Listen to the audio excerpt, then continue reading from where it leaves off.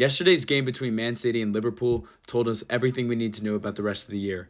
Maybe I'm being a little bit hyperbolic, but I thought yesterday was a real statement from either team on, okay, who's going to, number one, give Arsenal a real, title race? Who's really going to be the one that's going to compete against them?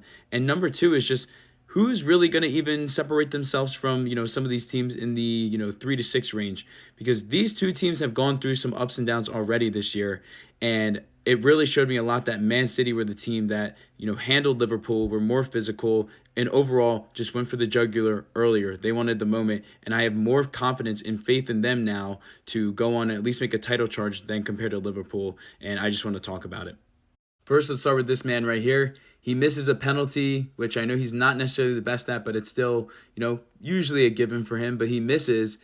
But still, it really doesn't matter. He's going to get more chances in the game. And when he's not taking penalties, he is about the most clinical finisher I've ever seen in my life. And he heads the ball in. I'm not really sure what the keeper was doing there for Liverpool. But again, this guy gets on the score sheet. It's just what he does every single week. Don't doubt it. It is inevitable at this point. This guy just scores, and he's so good at it. And I wanted to give Doku a ton of credit. Man, he was just wrecking havoc all over this game, both in the first and the second half.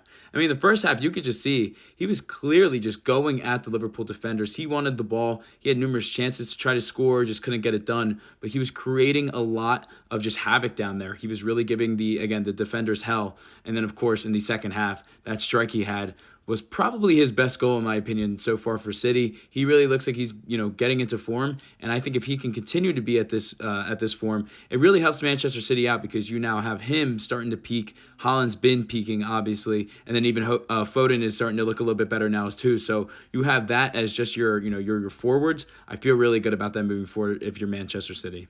And to do all of this on his 1,000th game for Manchester City. Man, it must have been a day for Pep Guardiola. He really deserves it. Again, he's the best manager I've ever seen in my life personally. I didn't watch Sir Alex Ferguson, but still, for me, he's the best. And man, again, to do it in that fashion against Liverpool, to start gearing up for a title race going into the break, I think that's about as good of a win as you could have had on that type of day for Pep.